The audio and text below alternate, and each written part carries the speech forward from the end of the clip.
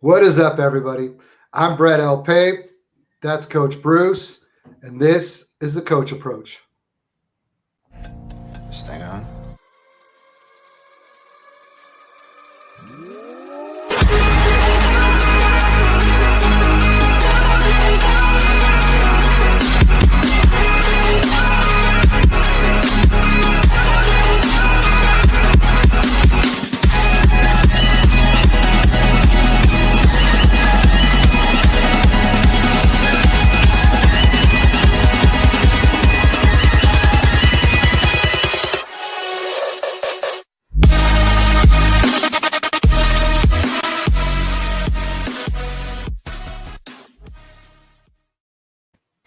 Coach, what's up, brother? How you doing this week?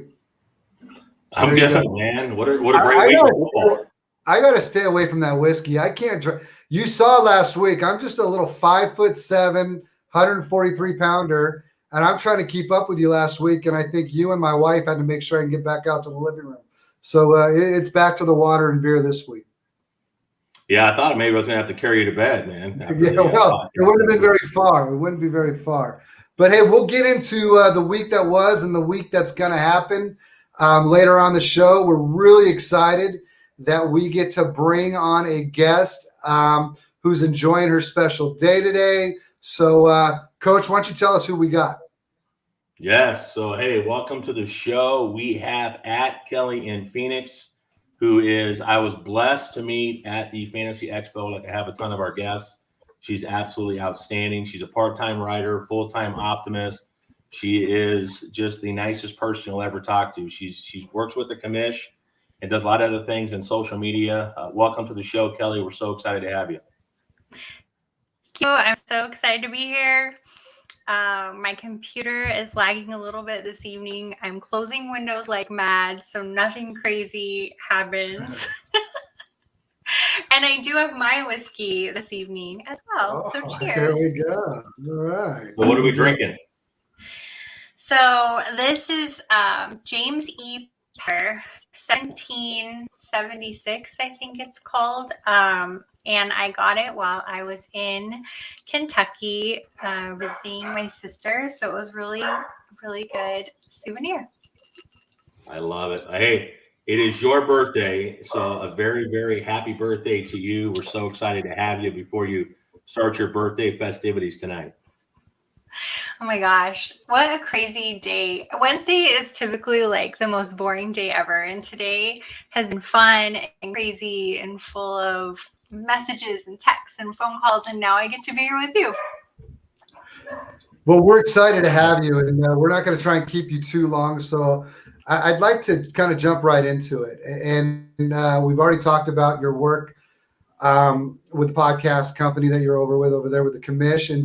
And I was able to go on and through. I've looked at your stuff in the past, and one of the articles that kind of stuck out to me was just kind of being a woman in this industry. And you'll see a few times, and unfortunately, the ugly head bears at times, and you can see some people say stupid things, and I can't imagine what that is like to go through on a daily basis just because of your gender. But why don't you tell us a little bit about that article that you wrote about and just your experience in the industry?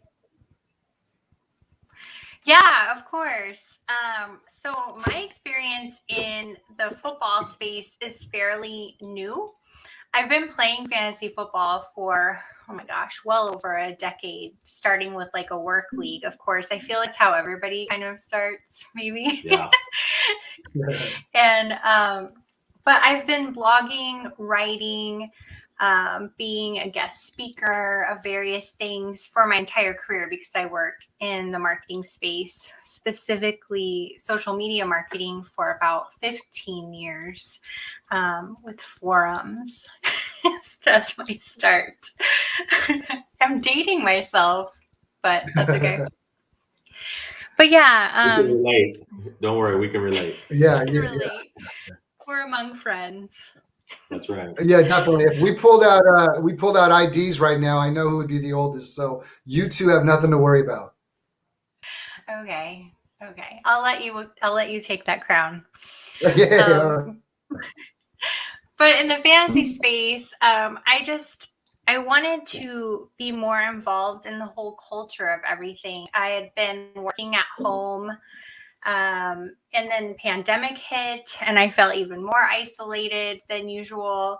So I started just kind of poking around and came across the Commish FFP, and they have a podcast, they have a website, thecomishbrand.com, and they were some of the most welcoming that I had come across as a completely new person that's never spoken a word before in the community. And I just started chiming in their conversations. Eventually I was invited to play in the listener league, which was really fun. And the next year in 2021 here, just like February, they said they were looking for writers. And I'm like, I'm a writer. I can write things. So that's how I ended up where I'm at in the space. Now, to go back to your question, as far as what it's like being a woman in the space, it's really a mixed bag. I feel like the majority of the community has come around and really become very supportive of having women in the space, feeling like, why shouldn't women enjoy football and whiskey and having a good time? We do other things, you know. We don't just sew and knit and cook. But I found at first other women were kind of like, well, who are you? And it wasn't super common. I only had like a couple instances like that. But then I kind of just got over that. I'm like, well, I'm me. I'm here. I'm not going anywhere. And I found a whole like tribe of women that I just adore. I love them so much. They're so supportive. We send each other messages when things get hard, that you can't just send a guy. You can't be like, oh my God, you won't believe what just happened. Because guys just can't relate to the same thing. But some of the biggest struggles, I think, for me personally have been that I'm not an analyst. I enjoy football. I love it so much. I love to watch it. I love to read news about it. And I love everything that's associated with the lifestyle of being a football fan, which is where my content comes from. And people let me interject real quick. Yeah, please. And only because you brought up an interesting point, one that both Bruce and I can relate to, and that is the I'm not an analyst. And that makes it sometimes, and you're right, I can never say I understand what you go through. So you reaching out to other women, totally get it. But I can understand, or I sometimes feel that because I don't relate as an analyst, or I don't claim to be an analyst, that limits what I can say in the space. So I kind of can relate in that sense, that you kind of got to be leery of what you're willing to put out there if you're also not putting in the work that an analyst is putting in. And one of the things that came easy for me is that just accepting that all I'm really doing is giving you my opinion. And for that, you don't have to explain anything other than, well, that's just what I think. And so, I mean, why fight it? Yeah, 100%. That's exactly it. For me, I get invited to be on a lot of podcasts. And the first thing that I tell them is, I'm happy to be on your podcast, but you can't just ask me to spit out stats or talk about film or, give any kind of analytic viewpoint.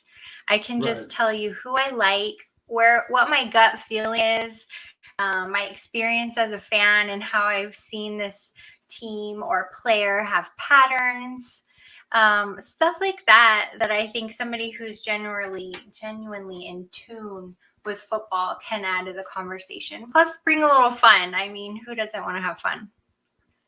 Well, and I know Coach Bruce has stuff that he wants to add, but I don't want to kind of get off this topic I want to stick with it real quick. And I just want to mention the fact that I think the community sometimes forgets their audience, and you and I are their audience, in that we may not put in the work, but we look for the work to kind of base your own opinion off of. And we're needed in this community because, again, we're able to give the perspective of what we really need and what we really want. So, man, I'm right there with you. Yeah, you hit the nail on the head right there, because that's absolutely it. We lend the other piece of the conversation that's often missing when it's just analysts talking amongst themselves. And as far as being a woman and trying to reiterate that with my followers, with people who want me to be on their podcasts, it's difficult, because then it's like, am I saying that I don't know what I'm talking about? Am I pretending? It's kind of like an imposter syndrome, but no, it's not. Yeah. I lend something completely different than another analyst would. But I think that's what's so great about, and I'll talk about Twitter right now, because that's where all of us met each other. But that's what's so great, I think, about the Twitter space is, first of all, it's like, how do you define who an analyst is and who isn't?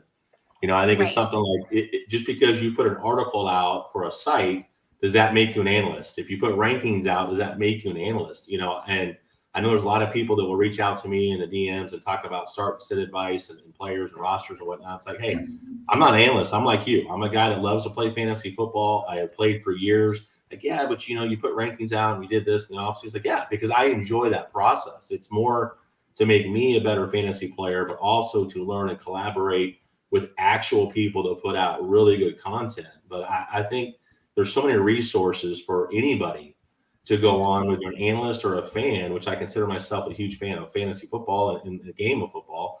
And you can find the advanced metrics. And that's the great thing, I hope, about the coach approach. We don't want to get on here and read advanced metrics off Player Profiler or Dynasty Nerds or some of those sites. They're phenomenal sites, and I use them all. But that's not what the coach approach is. It's more about, as a fantasy football manager, what do we see, what do we like, and sharing those resources that we have with each other to make us all better fantasy players. And I think that's what's so great about what you bring to the space. And, obviously that's how we've all met. So it's pretty neat to see the Twitterverse and how it works. It's a neat deal. I appreciate that. And I'm sorry if you can hear my dogs barking through. I was waiting to see if it was yours or Brett's. We all have dogs. No, it's always an issue. There's two things that always happen on the coach approach. I probably have too many drinks, and the second thing is one of our dogs go crazy. Yeah. I'm just like, what is happening right now that they're freaking out? And I'm texting like, can you make that stop, please? Well, hey, we appreciate your dog stopping in the show to say hi to Brett and I. We appreciate that. And singing you happy birthday during the podcast. That's outstanding work by your dogs. I like I said, I can't tell you how excited I am to be here. I wanted, ever since you asked me, I'm like, oh my gosh, is it time yet? Is it time? But I love being here. I'm so glad that you asked me. I know you have a bunch of other questions, but this is such an important topic, and I'm glad we got to address it, because just because you don't provide that level of work that takes you all day to prepare, it doesn't mean that there's not an element of having to understand the game and love the game to be able to sound intelligent while talking about it, even the lifestyle aspect. Absolutely. Yeah, I just like the different perspective. I mean, I think that's what is, again, the number one thing we're doing is we're talking about a game. So we need to enjoy it. And some of the women that you mentioned in the article that you did talking about being a woman in the industry are some of the, what I look for isn't always the numbers, or isn't always, and I'm not saying there isn't, because there's no one better at telling me what kicker to put in than Linda, and the work that she puts in to give us that. I mean, that goes without saying, but we also get entertaining content from her. We also get the little, one of my favorite things from Cooter Doodle was just when she was talking about a matchup with Linda probably last year, and she poured a Truly or whatever drink Linda, what is it? It's so good. Yeah. And so, I mean, It is. Sometimes you want to just laugh, and it's a game. And so the perspective and the people that you mentioned, man, there's a big reason why you added them to your story. Yeah, they right off the bat, they wanted to be a part of it and participate. And I was like, listen, I know that it's not like a huge article or tons of exposure, but it would mean a lot to me if you would contribute to this, because I'm having such a difficult time getting people to understand that it's okay to not be into the numbers night and day. It's okay to just enjoy the game and have fun. And they were all about it. And I think even in their comments, if people want to go and read the article, it's at commishbrand.com in the lifestyle section. And it's about women in the community, something in the title. But it was just so refreshing for them to jump right in and be willing. Victoria, Cooter Doodle, Linda, they jumped right in and gave me quotes. And since then, I've met a lot of other really amazing women, Tara and Rachel. I'm just giving you their first names, but they're really amazing group of women who have been so supportive. Well, I think what's neat, I mean, everybody you mentioned, like I'm in a co-manager league with Linda, and then obviously I was on a podcast with P2W Fantasy with Victoria, and then even the other gals you mentioned. They're all such great people to add such great, not just personalities to the community. And I think what's really cool about it is everybody that you're talking about, including yourself, you guys help promote everybody else in a way that a lot of us could learn from. And I think that's the great thing about everybody you've mentioned is not only are they great in space and have a lot of great information to share, but they're all about helping other people out. It's not a competitive thing of like, hey, I need to be the first one to do this, or I need to be, I've got certain people I'm going to align with. Anybody outside of that group, I'm going to, not really participate in. It's not like that at all. Every single person you mentioned is such a huge contributor to the community as a whole. And it's awesome to see it on a day-to-day basis for sure. It's interesting what you just said about, I can't remember just now how you phrased it, but kind of aligning yourself with certain people. That's something that I've kind of prided myself on is I don't want to be in a clique. I want to be able to share content, even from somebody that maybe other people don't like very much. I have no dog in that fight. If the content is good, if it's entertaining, if the person has done nothing to me personally or, something like that, I feel like it's okay to share content. That doesn't mean I'm aligning with their belief system or anything like that. I'm just sharing good content.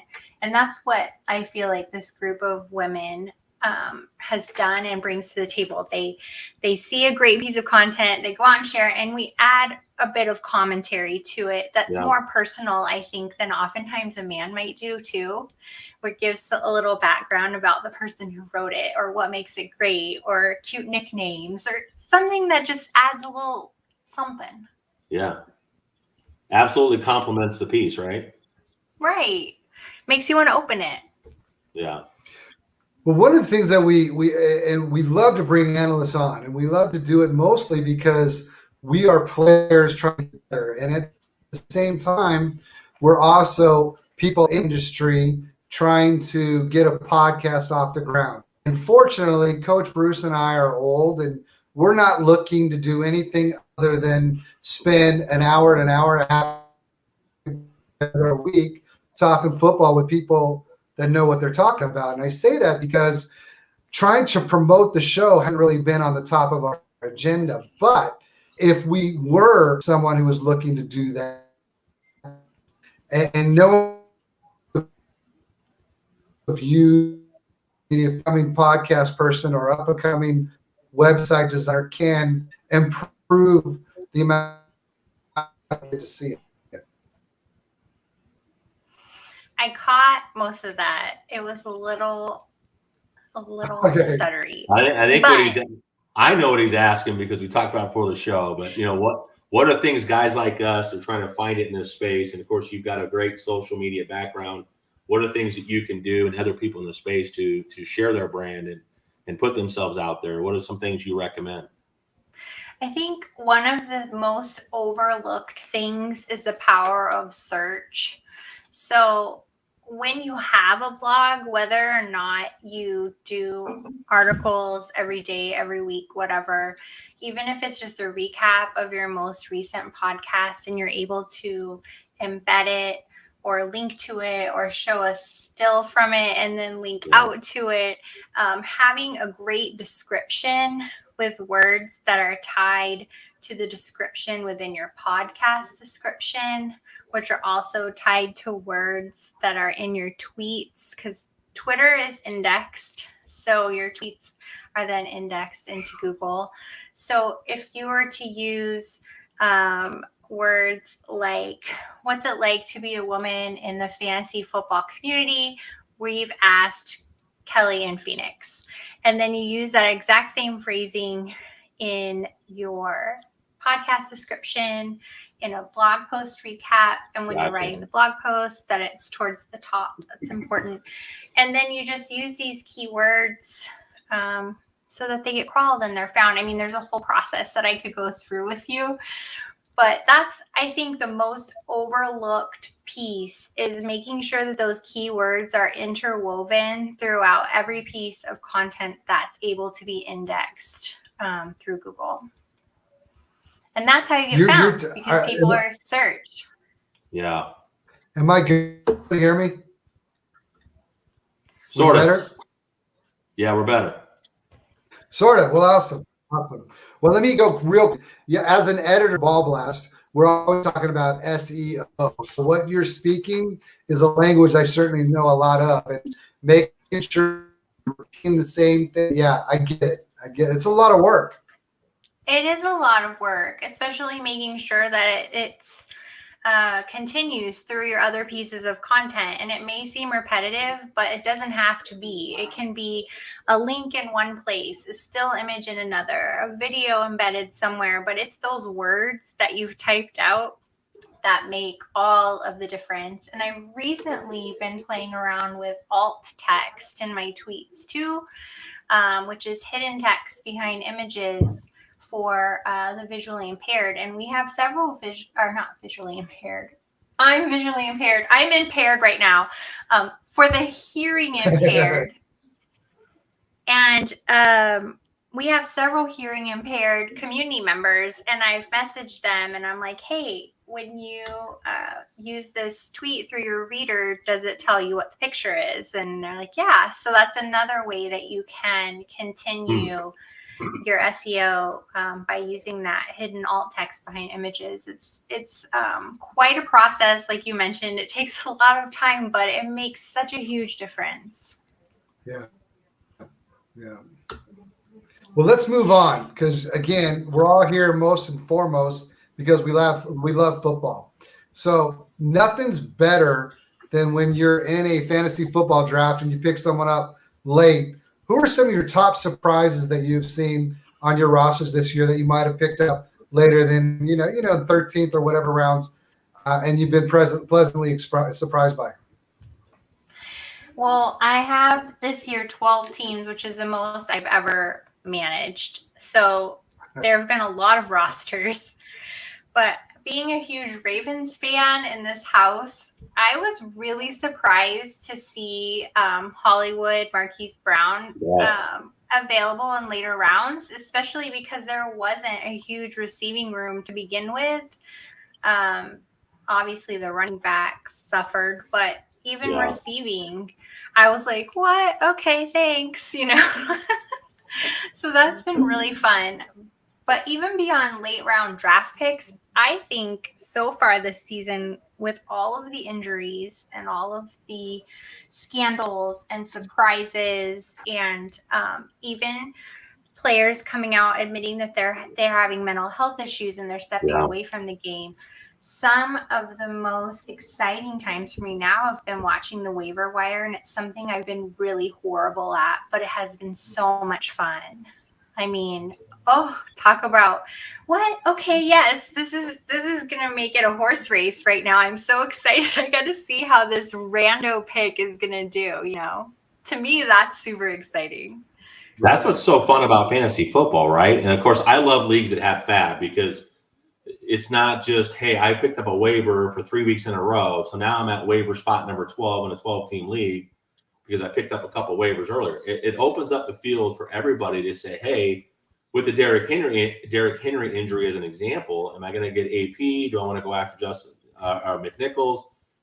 Or what do I want to do there, and how much fab do I want to devote to it? Well, those of us players that blew their fab for like Elijah Mitchell or whoever it might be, I always try to tell people, hey, if you're going to blow a lot of your fab, make sure it's for a guy that's not only relevant for a week or two. It's a guy that can carry you through the end of the season to make the playoffs and through the playoffs and set yourself up. And so you see a lot of fantasy managers that are like, hey, it'd be great to go out and get a McNichols, or it'd be great to go out and get an Adrian Peterson, or I'll get into my thoughts on that later. But that's what's kind of neat is you see teams that have no fab left. And all of a sudden you had what? You had Cooper Rush, Trevor Siemian, Mike White, super flex leagues. And if you didn't have any fab left to go out and pick somebody up and you suffered an injury with one of those starting quarterbacks, you're in a difficult spot. So it's the strategy of this time of year is so exciting to see how much fab you have left, how are you going to use it, and seeing how much value a certain player has later in the season. So that's such a great point. I love that. I love that so much because I don't typically chase after the trends and spend all my fab like that at once. Yeah. It's more that either I've been watching and somebody's gradually been picking up touches, and I'm like, you know what is that? Firemouth? Yeah. What is his last name? Yeah, on Pittsburgh. Yeah, man. He has quickly become a favorite, and I picked him up like 2 weeks ago because I saw this happening, and I'm like, you know what? This is happening, and it's totally happening.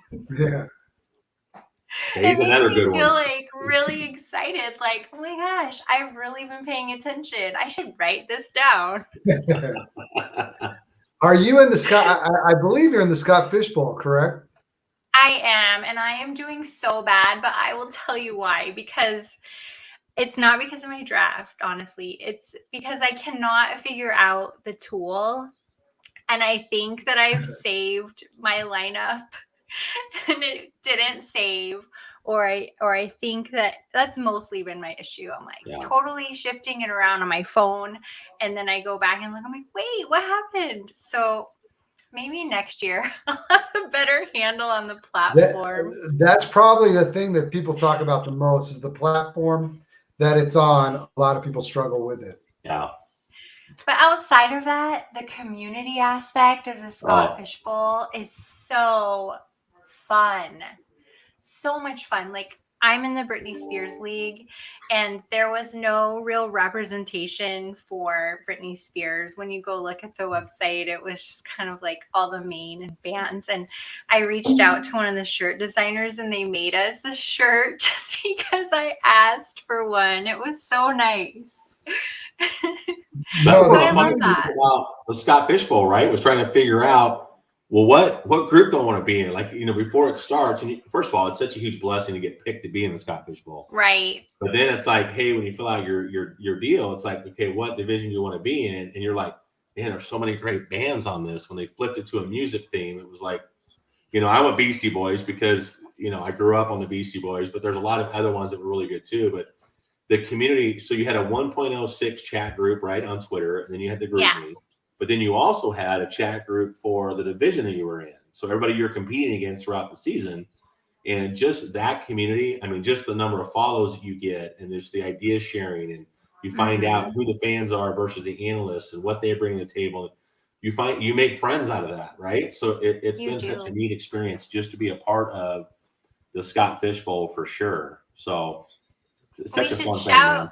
Shout out to Scott because right as all of those invitations were starting to go out and people were being invited, there was like, I don't even remember exactly what it was about, but there was some really bad stuff going down, which kind of prompted me to write that article where women were receiving really inappropriate messages as professionals. Now I do remember it's as a professional appearing on a podcast, receiving inappropriate messages from the host, which is like, what? Yeah, I remember that.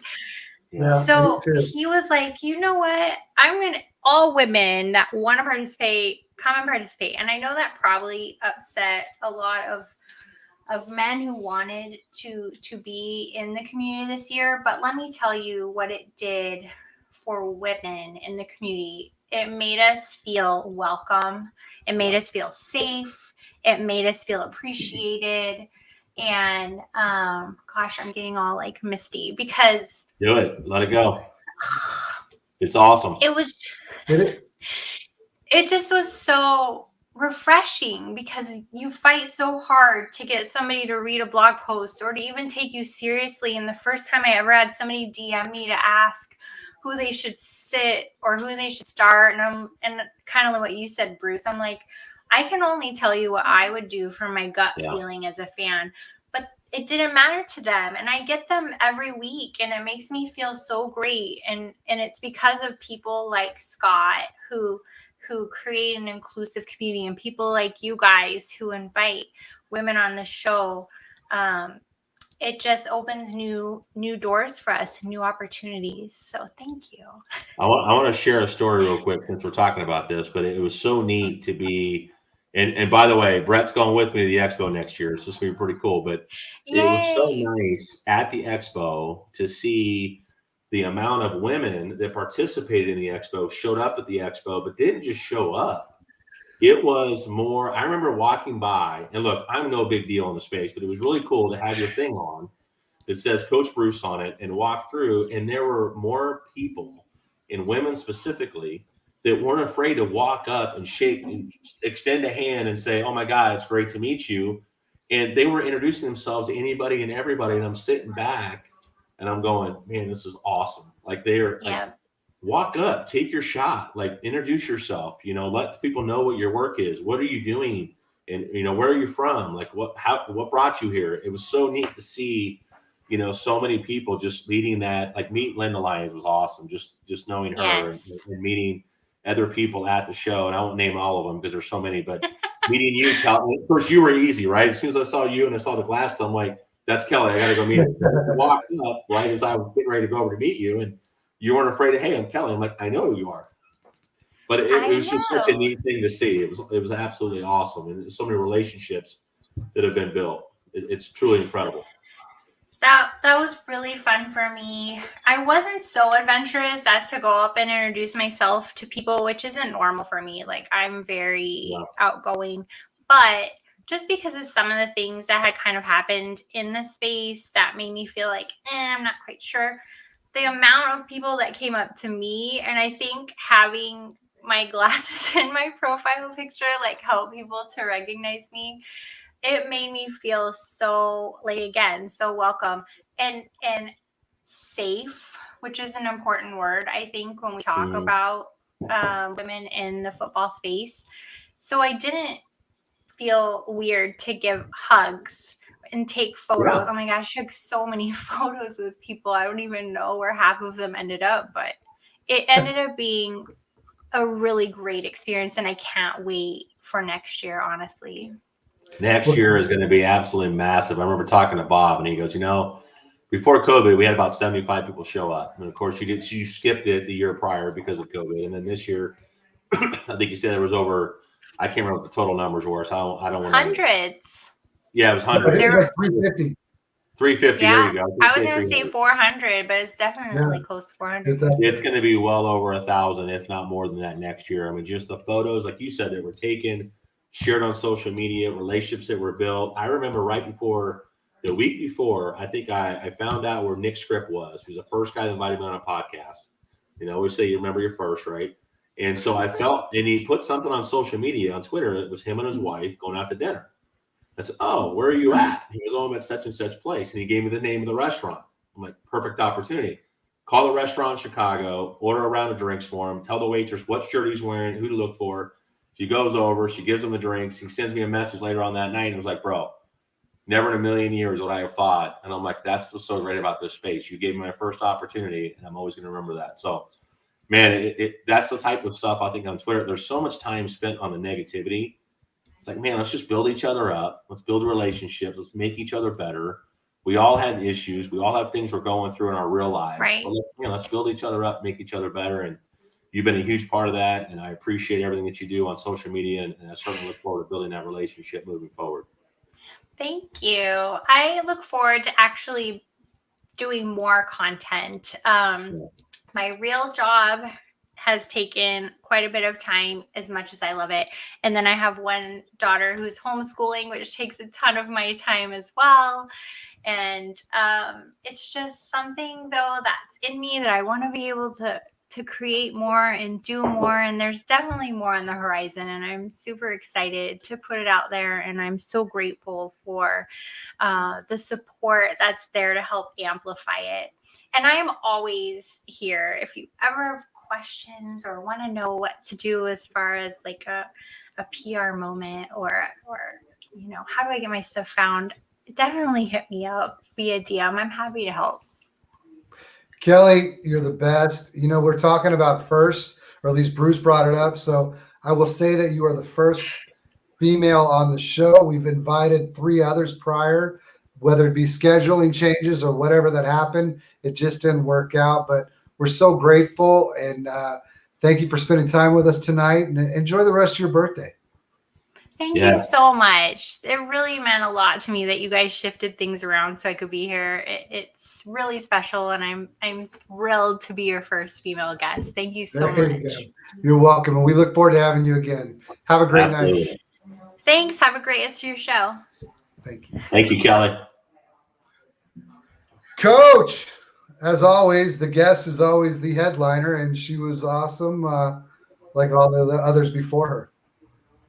Man, that's what's so neat about this community and so people that don't know, like, we don't do a show sheet. We don't send it out. We don't rehearse. Oh, I do. No, you don't. I don't. You're right. You keep saying that shit because I love the fact there's so much authenticity in what we do, and so you and I get on this about 45 minutes before we go on air, and we talk through some things. We haven't talked about anything up until that point.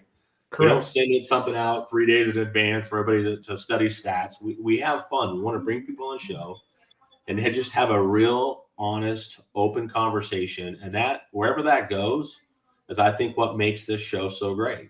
Now, I'm a little biased because I'm on the show, but I think that's what's so neat about having someone like Kelly on, is just the raw emotion and just talking about her experience in the space is the funnest part, I think, of what we do. Well, just for me, it's always just about getting their perspective, getting a different view, whatever it may be. And every time we bring an analyst on, it's just trying to pick their brain. And she says she's not an analyst, and I appreciate that. You appreciate that. It's about people who enjoy the game, and we really make up the community more than any analyst does. And so it was nice. She was someone that I'm glad that we had on. Yeah, no, for sure. It was a well-spent 35 minutes of our time, and we could talk to her probably all night. She's just got such a warm heart, and she cares about other people in this community. So it was definitely a joy to have her on for sure. Well, let's go ahead and jump into the week that was. And before we jump into specifics of what happened during week 8 and the games that were played and what's going to happen in week 9 and those games that will be played, let's get into some of the news. And the first one I'm going to bring up, Calvin Ridley. And, I've never been shy talking about my struggles with mental health in the past, and me being open and honest about having borderline personality disorder, which is not exactly something you want to have to go through on a daily basis.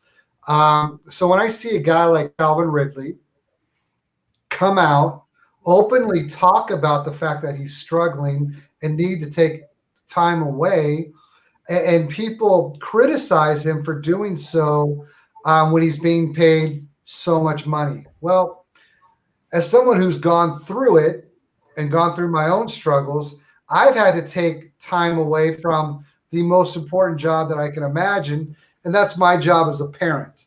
And on 4 separate occasions, I've had to personally check myself into a mental institute only to prevent it becoming a serious problem at home. So I applaud what Calvin's doing, and this is someone who has made multiple trades in the offseason to get Calvin, but this is not about fantasy football. This is about someone trying to overcome a struggle that is at the point that he needs to take time away. And man, I wish nothing but the best for him. No, and hey, I think that's where, as a fantasy football community, you have to step back and talk about. It's not about, what does this mean for the Atlanta offense and fantasy, with Ridley out and who steps up and who gets the targets and, all of those things, man, forget about, who cares? This is more about something much bigger. I don't suffer from it, so I can't speak from experience, but I have a daughter that has anxiety issues and those things. So, I don't want to get emotional on the show, but, I certainly understand the importance of that. And the best thing about this is hopefully it gets people to understand, hey, you can be a professional athlete making millions of dollars a year. Hayden Hurst and Hayden Hurst Foundation was a big part of Project 32 and what we did there. I think it's absolutely phenomenal when a pro athlete can say, hey, look, I have an issue. I don't want to hurt the team, but I have a much bigger issue, and this is much bigger than football. This is where I'm at. I've got to go figure that out. I've got to do what's best for me and the people in my circle. And you have to applaud Calvin Ridley for taking the stance and stepping up and saying, hey, I've got to walk away and really truly figure this thing out. So I applaud him. I think it's awesome. I love the fact that we're making that a part of this podcast. Look, whatever he's going through, I wish him nothing but the best, and having a daughter that's going through some things and witnessing that, I have a ton of respect for him. Even more so than I did before. Outside of being a great football player, we got to get right, as a person. We do, and it took. I'll tell you, Bruce, or Coach Bruce or Bobby, my boy. It's a struggle. It's a freaking struggle, and to get at a point, and I am so blessed to be at a point where I have it manageable and know how to kind of handle the triggers. And when I see someone struggle, whether it be Calvin Ridley or anybody, it hurts because I know what he's going through. And I know that to get to the point that I'm at now, it's not easy. And there's a lot of factors that have to, or I should say there were a lot of factors for me to get to the point where I'm at today. And just so blessed. And I wish anyone who struggles with it, don't be afraid to seek help. And don't be afraid to talk about it because, with this quote, cancel culture or whatever we're in at this time, one of the things that I do like or do love about where we're at as a country or a society is that I can openly talk about my struggles with BPD. I can openly have friends talk about the fact that, they're homosexual, whatever it may be. The fact of the matter is that changes like that were needed for so long. And I'm pretty excited that, as a millennial, or I should say as a old guy, there's some great things that the millennials are bringing to us. And just acceptance is certainly one of them. Well, especially, it's 2021. If we've learned nothing, let's at least learn that accept people for who they are, let them figure that out, and support that any way that you can. And what's interesting to me is Hayden Hurst is a part of the Atlanta Falcons, with Calvin Ridley and what's going on. And so, you wonder what that process is and how much those guys are talking through this situation. And I guarantee you there's a huge amount of support from Hayden Hurst to Calvin Ridley and whatever it is that he's going through. The great thing is that I promise you there is not, and not just because Atlanta is struggling this year, but I don't see any Atlantic Falcon not giving support to Calvin Ridley like that right now. And you got to love that. 100%. 100%. I'm with you. Well, let's move on. Another big news. COVID reared its ugly head, and the news came out this morning. No Aaron Rodgers. A lot of people thought we were going to see Jordan Love this year. Didn't expect it to be in this way, but here we are, week 9. We're going to see Jordan Love, and we're not going to see Aaron Rodgers. That's got to be that's some big news. Hey, look, Jordan Love coming out of Utah State, as a prospect, was a guy that I thought very highly of. I think his skill set is great. He's more of that quarterback that you talk about with the Konami code. I'm not saying he's Lamar Jackson. Let's lower the expectation a little bit. But I think his ability to move and make throws on the run and the arm that he has is very special. And I'm excited personally to see what this offense can do with Jordan Love. And, all those things that happened in the offseason, Aaron Rodgers leading up this year. Was he coming back? Was he not? What was this process going to look like? I'm excited to see Jordan Love. You're looking at the future of, the Green Bay Packers. I think that the Rodgers thing will play itself out, but I think this is one of those situations where, hey, I want to see what Jordan Love can do with a Devontae Adams, with Randall Cobb, with MVS, with Aaron Jones, with an A.J. Dillon, and what LaFleur can drum up in that offense with a Jordan Love. I mean, there's things he can do from an athletic standpoint. As great as Aaron Rodgers is at moving the pocket, throwing on the run, now you've got a quarterback that actually has the ability to take off and get you 20 to 30 yards. So I'm excited to see what this offense does under Jordan Love. It's funny you brought up that we still don't know how the situation is going to be resolved. Yeah. I think the situation, I think we have a happy Aaron Rodgers in Green Bay right now. You're not hearing a lot of that talk.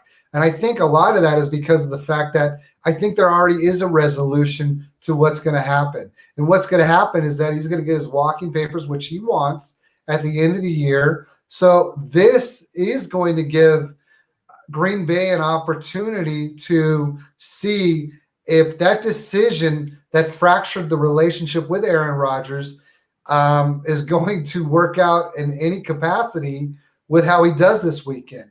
And I am a big time talker of how you should never view rookies based off of their performance coming right out of the gate. But at the same time, I want to see playmaking ability. I want to see what made Green Bay excited enough to take them in the first round when they certainly had some other options. So like you, I'm pretty excited to see him play this week. But one guy that we're not only going to see this week, but we're not going to see the rest of the season, and that's a guy that I think the relationship that Michael Thomas and the New Orleans Saints has is so bad that, and I'm not questioning whether or not if he's hurt or not, but when you look at the fact that he took forever to get the surgery in the offseason, and now here we are, and news comes out today that he's out for the season. That relationship is over, in my opinion. No, hey, I agree. And I think what's frustrating is the stance that Michael Thomas took in the offseason. There's a lot of questions about why did he choose to get the surgery so late that put him in a situation to miss the first 6, 7, 8 games of 2021. And I think that's something that only Michael Thomas and the Saints organization can probably speak on. And but both sides have been pretty hush-hush in terms of why he chose to get that surgery later on than he did. And now to go this many weeks into it and now have a setback that's going to cost him the rest of the season with a Saints team that I think is outperforming expectations with not knowing what Jameis Winston was going to be, being the first quarterback to throw 30 interceptions in a single season. Sean Payton, to me, is one of the best play callers in this game. He's absolutely outstanding. I remember back when he was with the Dallas Cowboys, he was a guy that I wanted to eventually be an offensive coordinator with the Cowboys. It's phenomenal what Sean Payton can do in that offense, whether it's Taysom Hill, Jameis Winston, it was Drew Brees, understanding that offense and what to do there. But yeah, it's a different situation with Michael Thomas now, and now realizing that, hey, his time in New Orleans, I'm with you. I don't think there's a chance he comes back. This was a conversation that's happening since he decided to get the surgery late in the offseason to cost him some games and a team that was built to make a run potentially with what they do defensively and the weapons they have on offense with Alvin Kamara and Michael Thomas and what we thought Adam Troutman was going to be and the compliments they have to that. But yeah, it's an interesting thing to watch. And now here we are. You're basically the Saints are in a very difficult situation now. What they're going to do the rest of the season. But again, I think Sean Payton is one of the best signal callers there is in the game. I think he figures it out. And we saw what he did with Trevor Siemian. against Tampa Bay last week. They pulled out a win there. So, hey, I think the Saints are going to be okay. They've gotten this far without Michael Thomas. They're going to be fine without him in the future. I don't think they ever plan on having him. I don't like either. you said, you think, yeah. So we're not going to dive too much more into that because obviously it's got to be a frustrating situation for everybody involved. You bring up the staying with New Orleans. Winston is out for the year, torn ACL. You got Simeon, you've got Hill, you've got. Well, what's this going to do for anybody relevant in that offense? You see issues because there were issues last year for Kamara when you had Hill. What are you doing with the guys in that fantasy room? And now that Winston's out for the year. Well, I think, we've had this whole season, Traquan Smith is finally back. Marcus Callaway is finally back. And now all of a sudden you lose Mike Thomas, but you got Alvin Kamara. I think the Saints are in a situation with that defense. It reminds me of the Baltimore Ravens back when Trent Dilfer was the quarterback and they won a Super Bowl. And I'm not saying the Saints are going to Super Bowl. What I'm saying is if the quarterback can do just enough to be a game manager, that defense can flip field position, they can create turnovers, they can keep the Saints in it. You don't need a world beater. You don't need a Patrick Mahomes at quarterback. Ironic I say that based on the season he's having. But what I mean is you don't need the Drew Brees. Maybe that's a better way to put it. To make this offense go. Taysom Hill, when he does start, has been effective. Now, I've been very outspoken in the offseason. I did this as part of Project 32. I thought Sean Payton with Jameis Winston in an offense that has a Kamara was a perfect fit and a good situation for Jameis Winston to resurrect his career. And now you see the injury, which is tough for him to go through. He's playing well as he's played in a long time, if not the best he's ever played within the confines of that offense. But I have faith in Sean Payton and what he can do. You saw what he did with Trevor Siemian. And now we're going to see with Taysom Hill what that offense is going to look like. But now, if I've got to go to Trevor Siemian when Taysom Hill's ready to go, I feel okay about what we can do. But so much that's going to rely on the defense, flipping field position, creating turnovers, putting the offense in good situations, and the offense just being able to do enough offensively to not give the opponent an opportunity, with a turnover. So because I'm such a huge believer in Sean Payton, I still think that the Saints are absolutely relevant, even with the Jameis Winston injury. Well, we'll find out. Yeah. But I feel like I buried the lead as a journalist or former journalist. When we're talking about injuries, I feel like I buried the lead. And the lead should have been King Henry. There's a few leagues that I want to do well in my home league. I want to do well in my I have 2 home leagues. But after that, I want to do well in the Colt or the Cut league that we're in, which I'm not. And I want to do well in the Ball Blast league that I'm in. And Derrick Henry was the guy that I just lost. And I'll tell you, man, that guy, the only thing that could stop him is injury. And unfortunately, that's what we're seeing right now. No, I think there's a lot of people that talked about the volume of Derrick Henry going into this season and where they had them in dynasty rankings in terms of how long can a guy like Derrick Henry continue the volume. And when you have an A.J. Brown, you trade for Julio Jones. I think a lot of us, me included, expected a situation where, hey, Derrick Henry's volume is probably going to come down a little bit with the addition of Julio Jones and what they're going to do offensively. But the reality is no, it hasn't. He was on pace to break with a chance to break the single season record, albeit in 17 games in terms of rushing. But I think it's interesting with that offense and what's going on. And there's 2 sides to that, right? And I think I put a post out yesterday, the day before, as soon as the news broke about Derrick Henry. I said, hey, it's amazing to me the amount of fab money that people are spending to get a 36-year-old Adrian Peterson, who I get it, averaged 3.9 per carries last year when he was used, had 7 touchdowns. Is he the goal line guy? Yeah, he probably is.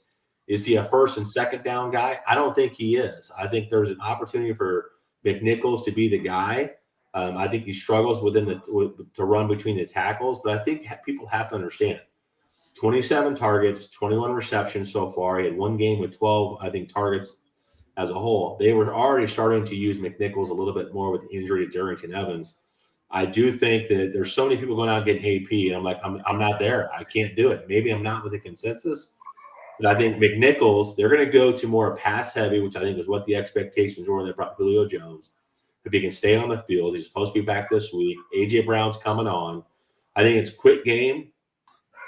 Play action is not going to be as relevant without Derrick Henry. I don't think people are going to load the box. Nobody's afraid of Jeremy McNichols, but I do think that Jeremy McNichols is the guy you want to roster as opposed to an Adrian Peterson who's 36 years old, hasn't played a snap this season. Do I think he's been staying in shape? 100%. But do I think he's a guy that can come in and get you 25 touches, which is not even Derrick Henry level, but can he get you 25 touches in a game? I don't think AP's that guy at this point in his career. I think you're going to have to rely on AJB in the quick game, more screens, whether it's a tight end screen, whether it's a quick screen or a now screen. They're going to be a little bit more creative in what they're doing offensively. That I'm leaning more towards McNichols than AP, which I know is not the consensus. Yeah, it's going to be interesting because now it's definitely going to be on the shoulders of Tannehill. And early on, as somebody who did a lot of SF rookie drafts, or excuse me, SF starter drafts this year, even though I didn't want to, I got a lot of Tannehill, and because he was always supposed to be someone that it was Mr. Dependability, someone that people overlooked and you can expect. So now he's going to have to be the guy. So we're going to have to find out what that's going to look like. But just off of, again, we talk about being fans. I hate that I'm not going to see a Derrick Henry stiff arm. I hate that I'm not going to see him do what he does on a weekly basis for the rest of the year. And I hate that I'm not going to have him in my league for Ball Blast. But let's go on to one other story that I really don't like talking about because talk about heartbreak, the Henry Ruggs situation. And we're both parents. We both have daughters. We both have daughters in the 23-year-old age category. I have multiple, but for a 23-year-old girl to lose her life based off of the decision made at 3:30 in the morning, it's terrible. I can't imagine what that family is going through. And, his career is and should be over. And man, to think about a decision that you make that affected the rest of your life, this one certainly did. No, and hey, there was a TikTok that talked about, there was the little spiff on Henry Ruggs and talking about, how it was showing highlights of him playing football and how fast he was running and comparing that to the speed of the car. It's such in poor taste. I mean, again, it's a scenario like Calvin, really, it's so much bigger than football. Forget the football part of it. This is a guy that was traveling 125 miles an hour at impact and 156 miles an hour just a few seconds prior to impact, because the Corvettes come with a chip that can track all that information. And there was a life that was lost. And just being a father of a 22-year-old daughter, to get a phone call and finding out that your daughter may have gone in that way, it's so much bigger than that. So, it's about the Henry Ruggs and just the remorse that guy must feel, and what he's being charged with is minimum 2 years, up to 20, I think it is, for cause of death, and he was a 0.16, which is twice the legal limit in terms of blood alcohol level. And people talk about the NFL having a situation where you can call Uber or a car. I don't know. I don't want to speak, and not have all the facts, but I know the NFL has a program that allows athletes to call somebody that will come get you, and not only get you, but also pick up your vehicle and bring it to your house. There's no excuse. So there's no excuse for it. There's no reason for it at 3:30 on a Tuesday morning to be driving at that speed. I have a hard time as a father wrapping my head around it and understanding the choice to get in a car at that level of intoxication and drive at that speed at that time of the night. It's almost like just something is bound to happen, and it's very, very unfortunate. Thoughts and prayers out to the family of the gal that was lost, and the family of also of Henry Ruggs. The remorse he's going to have to go through and what that's going to mean. It's probably, unfortunately, the end of a professional football career, and he made a decision. It was a bad decision. He did. Yeah. There's no way to sugarcoat it. It was the wrong decision. Horrible Yeah. decision, and rightfully so. It's going to change the rest of his life. Yeah. Okay, enough of that. Let's move on. I'll tell you what, Coach. I think as a Cowboys fan, you got to be excited about the way one Cooper Rush played last week. No, I think the funniest part about the Cowboys game is here you are going into it's supposed to be a good contest. You're on the road. You're going to Minnesota. Dallas week in and week out almost beat Tampa Bay. A couple missed field goals and an extra point by Greg Zuerlein in week 1. They might have been able to eke out a win against the defending Super Bowl champion. And then we could be sitting at 7-0. Yes, there are some games you could be saying, hey, they could be worse than 6-1. But the reality is you're going to that game and all the way up until game time. Like I posted on Twitter, I make fun of my gut. I'm a bigger guy now. And I made the joke that, hey, I've got a gut feeling. I got a bigger gut than most, so I feel pretty good about it. I think Dak's going to play.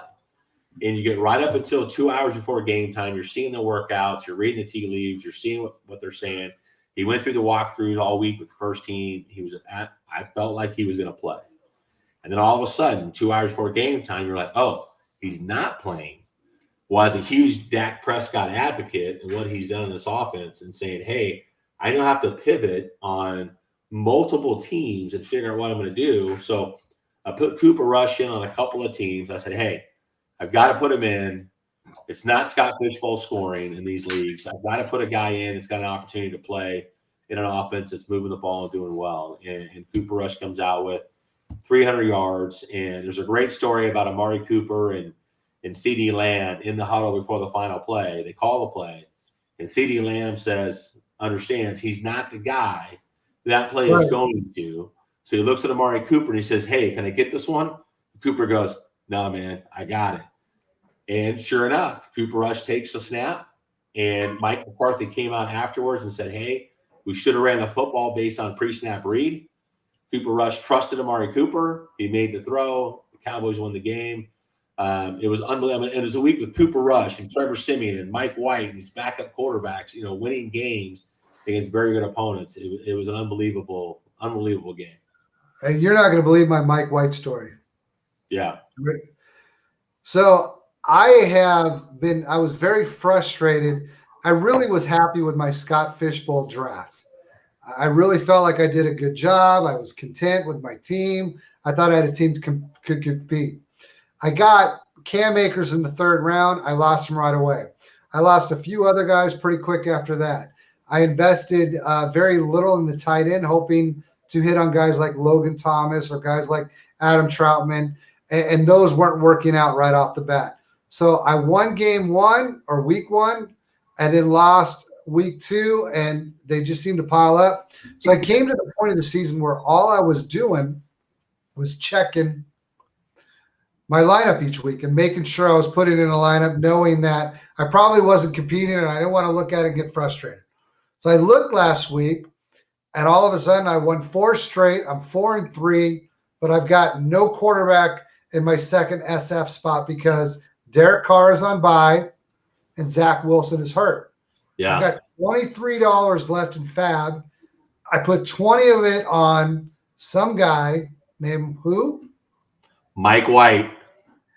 And he came through, and I'm currently 5-3 and 4th in my division. So it was kind of a nice little surprise to wake up and see that we're not doing as bad as I thought we were doing. Thank you, Mike White. So here's what's funny. So talking Scott Fishbowl. So I go into we've talked about my draft strategy and how that got flipped, and I had to go a different route. But going into the game, I was 4-3. Okay, with an opportunity to go 5-3. Zach Wilson's out. I'm like you. I had Zach as my 3rd quarterback. I have Daniel Jones and Carson Wentz. I wait a little bit on quarterbacks to get really good running backs and some really good wide receivers. I'm going into the Monday night game. I need 17 points from Daniel Jones. Okay. The Kansas City Chiefs are driving late in the game. And in my mind, I'm up by 2 points, and I'm thinking, okay, Scott Fishbowl.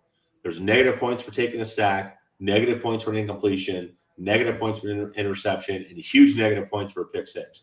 I'm like, the best case scenario is Patrick Mahomes leads the Chiefs down the field, runs the entire 6 minutes off the clock, scores a touchdown, game over. I win by 2. No. It has to come down to they kick a field goal. Giants get the ball back. They have a chance to drive down the field, either tie the score or win the game. So I'm thinking this is not good. It's Daniel Jones. However, just don't take a sack, baby. Just don't take a sack. First down, incomplete pass, minus 0.5, I think it is. Second down. Okay, I'm sorry. First down, incomplete pass, minus 0.5. Second down, he takes a sack. All of a sudden, Kansas City has figured out how to rush the quarterback. Takes a sack, minus 2 points. I'm down now, negative 0.5. I'm like, okay, third down and long. Complete a pass, get some yards. Let's keep the drive going. We got 4 downs. We're going to go for it on fourth down. Just make a completion. Third down, Kansas City. Sack, fumbles the ball on purpose, try to keep the play alive. It turns out it's going to be the last play of the game. Offensive lineman picks it up and decides to just kneel because he's no clock awareness.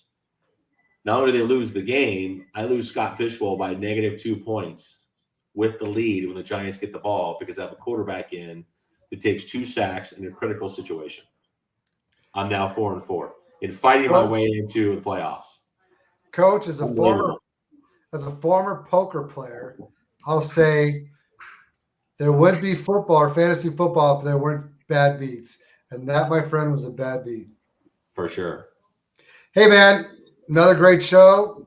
Week 13 or 13th episode. Appreciate you. And, this week's games, we're certainly going to highlight them next week. Biggest one for me is Tennessee at Rams. But great week, great show. Appreciate you, man. Appreciate you, brother. Take care, man. And we'll talk to you soon. All right. Peace out, everybody.